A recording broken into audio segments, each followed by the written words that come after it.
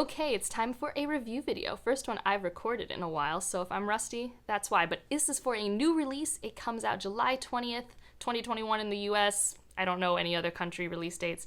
And I'm recording this on the 19th, but I'm pretty positive this is being posted later. I don't think I'm that good of a turnaround time editor. That's not happening. But I wanted to review this. I buddy read this with my friend Abby Salter.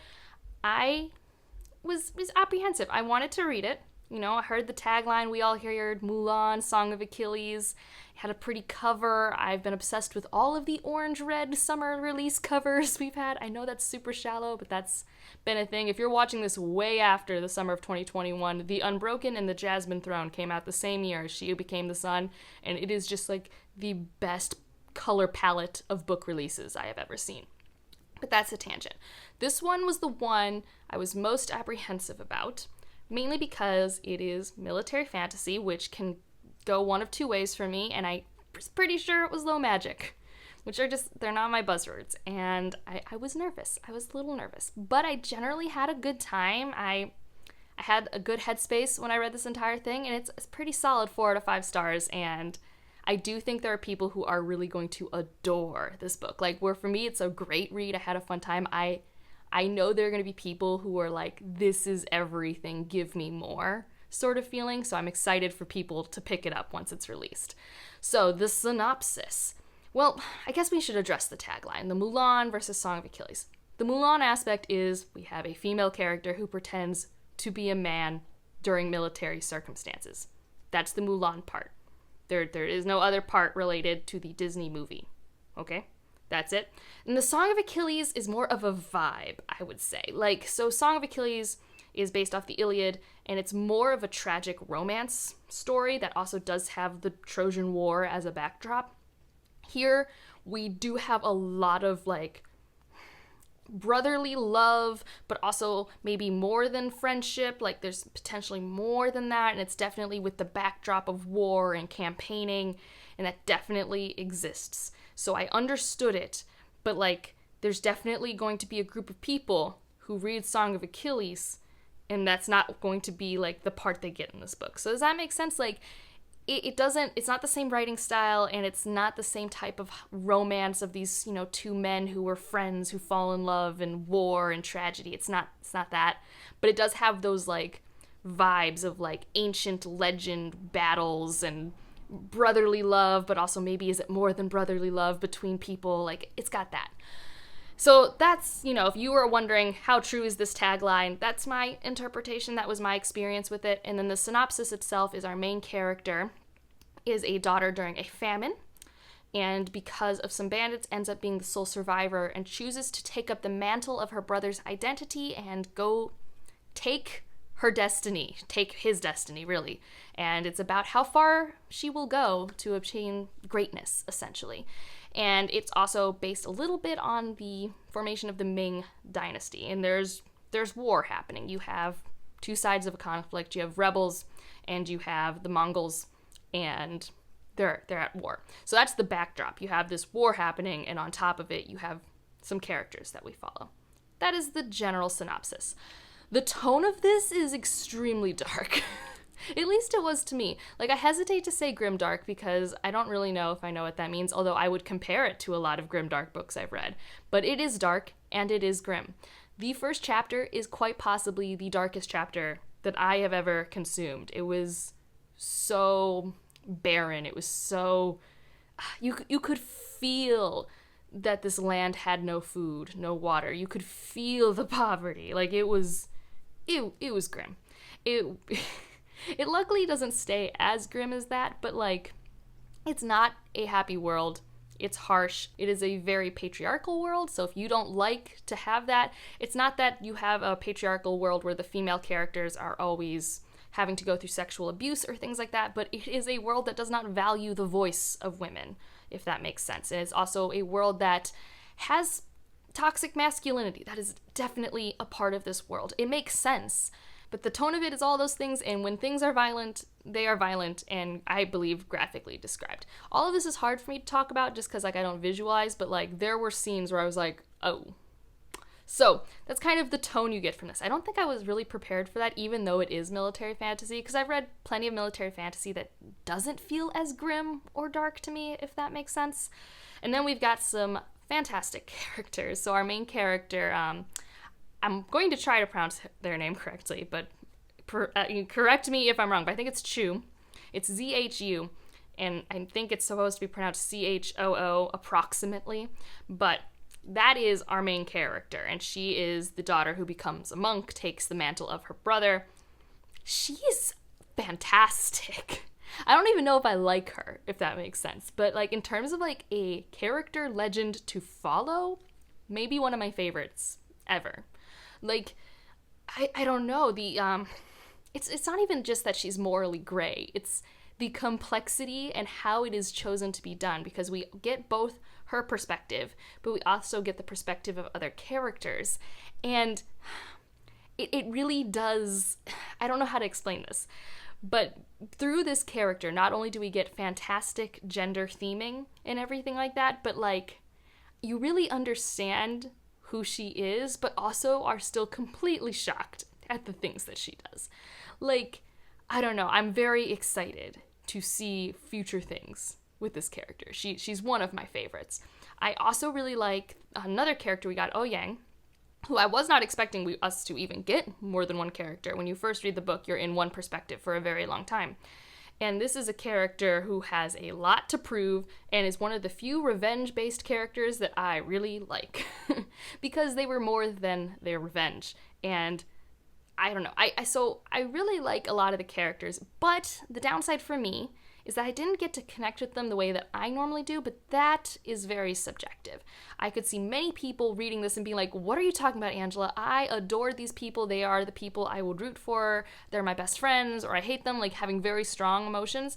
I loved observing everything, but I didn't feel as close as I wanted to be to them. And I don't know if that's because this is kind of a shorter fantasy. It's only 400 pages, or if it's because of the writing style, because that's another thing we should talk about. This writing style is, it's specific.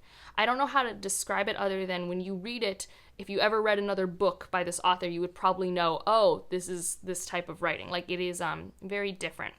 And the way that the settings are described, I feel like does give me a little distance from character perspectives, but I don't know if that would happen to everyone else. But I do know that the writing is what made the tone and the atmosphere come across so strong to me, and I really liked it. Like, there was one thing I didn't love about the writing, and that's a lot of times in the descriptions, a lot of similes were used, and not all of them made sense to me, but that could just be a cultural thing. I talked about that in a wrap-up where, like, maybe that's a homage to basically how stories were told in ancient China, and, like, that's just a thing I have to get over. It's just, like, an extra flowery thing. But that was the only thing that ever jarred me. I really liked the writing. I thought it flowed super well and really conveyed the tone and the atmosphere.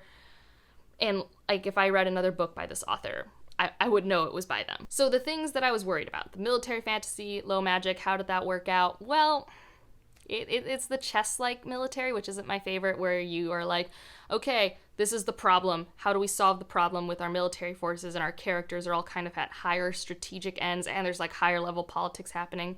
It wasn't bad. Honestly, I don't think we stayed at those moments longer than necessary. Just not my favorite type of intrigue, and like, it's not my favorite thing, and there is some magic.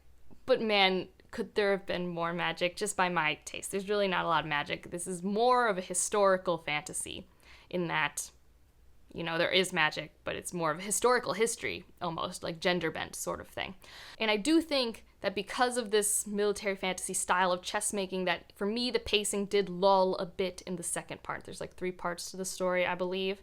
And the second part has a lot of military machinations, and I was just not as invested, because I was having my character connection issues, and the things the characters were doing, I was like, I don't really care about this right now. Like, I don't know. I never felt the stakes in those moments, although I was foolish at times to not think there were stakes, but that was for me kind of an issue. But then the first and third part were like fantastic. They really worked out for me, and I loved the theming in this book. The gender theming was so good, especially within the historical context the story set up. Like, it was phenomenal. I don't really know how to explain it other than with Chu's character. The fact that they are a woman who is, for most of her life, acting as a man to the point where they believe they have to be a man so much so that the divine beings will know that her brother's destiny should be hers, that you kind of like see why when people do think she's a woman, she's like, no, I'm not a woman. But the book still uses she pronouns, but like in her mental headspace, in the decisions she makes, she is culturally male, sort of thing. It's like, it's very nuanced.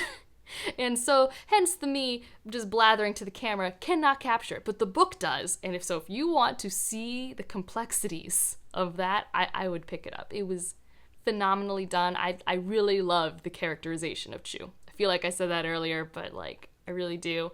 There's a lot of good theming with destiny and like divine powers and what is your fate? Like, what agency do you have in your fate and what fate will happen to you? Like, how much do you have to put into your fate for it to happen? There's a lot of pretty religious characters in this story, which I really appreciated because I think that makes sense for the historical context. So yeah, those are a lot of my thoughts. It's still not coherent. I've sat with this for a week and all I can think of was, I had a great time. Wasn't quite a 5-star read, but I'm really glad I read it.